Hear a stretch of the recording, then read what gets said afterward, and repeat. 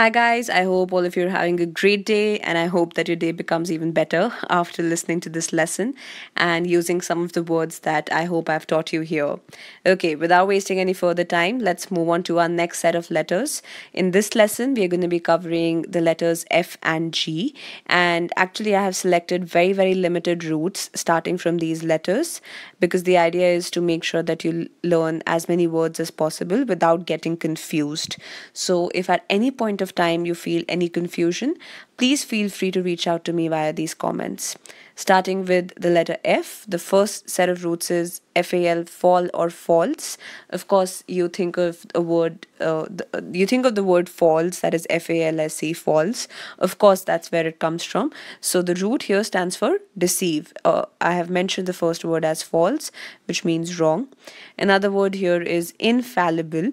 Infallible means somebody who's incapable of erring, which basically means somebody who can do no wrong. An infallible person is basically a perfect person.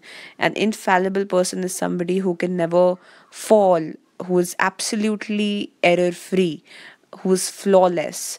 Yeah, so doctors are expected to be infallible, but they are also humans, so they can also sometimes make an error. So doctors are, nobody can be infallible. Maybe only superheroes are infallible. So that's what it means. Fallacious means, again, coming from this root, fallacious means deceptive or misleading. So fallacious, does it come from the word fallacy, guys? Fallacy is also a word that you may have heard very often. Fallacy. I want you to figure out the meaning of fallacy and use the word fallacy in a sentence. Fallacious basically is something that is false or something that is based on mistaken belief or a wrong, distorted, incorrect belief. A fallacious argument is something that is not based on facts. Okay, that is what fallacious is. How is it related to fallacy? You need to find that out and you need to get back to me using our comments. Next is ferv, FERV, which literally means boil, but the root, it means this. The words, this meaning, it comes across in different sense. Fervid, which is marked by great passion. So when something is boiling, you can see that there is a lot of movement happening. It's effervescent, like I said here, which also means enthusiastic. In one of my previous lessons that I had made once for you, I had used a lot of words there, and effervescent was one such word. So focus on the pronunciation of effervescent. Again, the focus has to be on effervescent, so not effervescent, it's effervescent. So try and put the stress at the right place. Effervescent. Okay. Now, effervescent, when it comes to certain liquid, if something is very fizzy or it's full of bubbles, then that thing becomes effervescent. Like the cold drink bottle, when you pop it open, it's effervescent. When you use effervescent as an adjective for people or humans, then it's somebody who is very vivacious, somebody who is very, very enthusiastic. So the young people dancing at the music concert were effervescent. That's how you would use it. Forward, on the other hand, like I mentioned, is basically something that is marked by great passion. Again, this is passion that is like an excessive passion, like crazy passion to a great excess degree. And literally, if you have to use the word forward again, it means like the root, it means boiling or glowing. That is what forward can also be used as. So if you have to say that, his expression of love was rather fervid. Maybe let's say Shah Rukh Khan in the movie Dar had a rather fervid expression of his love. So it's like a little too extreme, which is also like not great, I think. But okay, moving on. The next one is FID, FID, which means faith or trust. And the words here that I have used, very, very interesting, guys. First is diffidence, which also means diffident. So sometimes when people are very, very shy, or sometimes because they're also underconfident, so they're shy.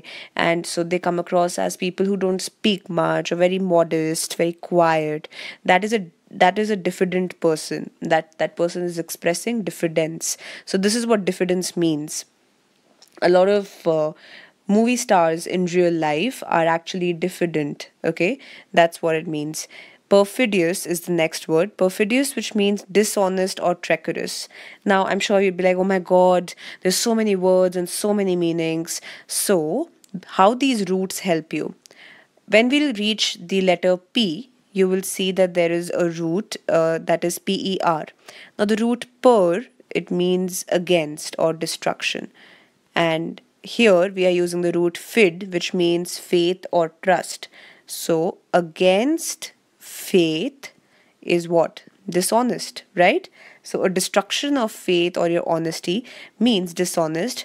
Therefore, let's say if in the exams you get a multiple choice question and the word is perfidious, so you would be able to remember that, oh, the root per, it meant anti or against or destruction, and fid, it meant faith. So against faith, which means dishonest or treacherous, so this must be the right meaning.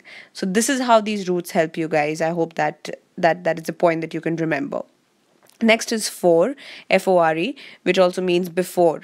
So, foreboding is the word I have used. Foreboding is a sense of impending misfortune, means that you already know that something bad is going to happen in future. Look at the sentence here.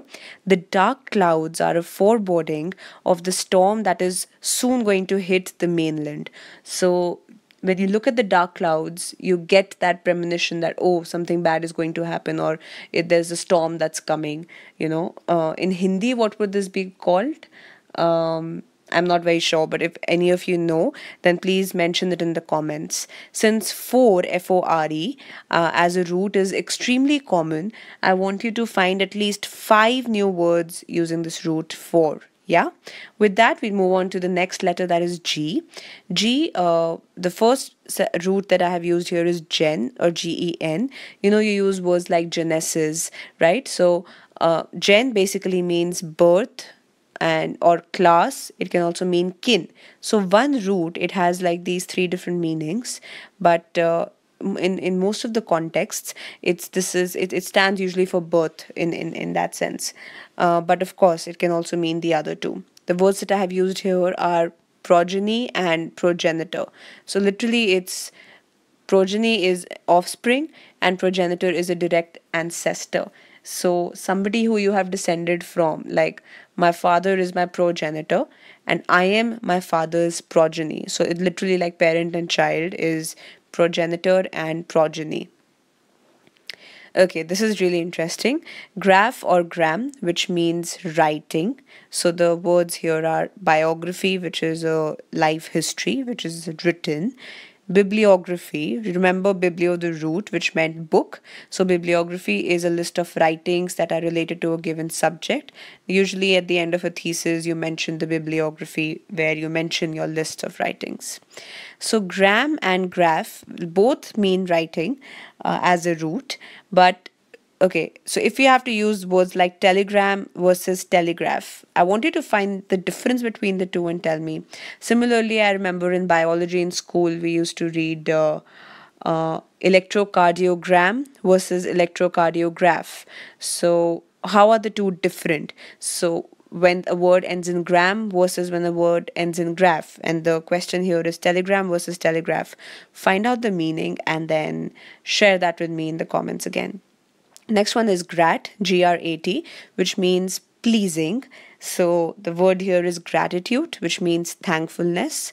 And all of us should experience gratitude for everything that we have got in life. If you say a sentence like this, which means that you should really be thankful for everything that you have got in your life. Next is gratis, the next word. And again, gratis, okay, I'm not going to tell you the meaning. I was about to tell you. So you find out the meaning and then you share that with me and use it in a sentence. Gratis. Yeah. Next is greg, Greg, which means crowd or flock. So a gregarious person is somebody who heads towards the crowds. So you're gregarious, which means that you're a social person. You're somebody who likes going out, an extrovert who loves mingling with new people. Egregious, on the other hand, means extremely bad. So, while the root here means crowd and gregarious is similar to the meaning of the root, egregious is exactly the opposite. Egregious means extremely bad, and the sentence that I have used here to explain the meaning further, I think it should make it clear.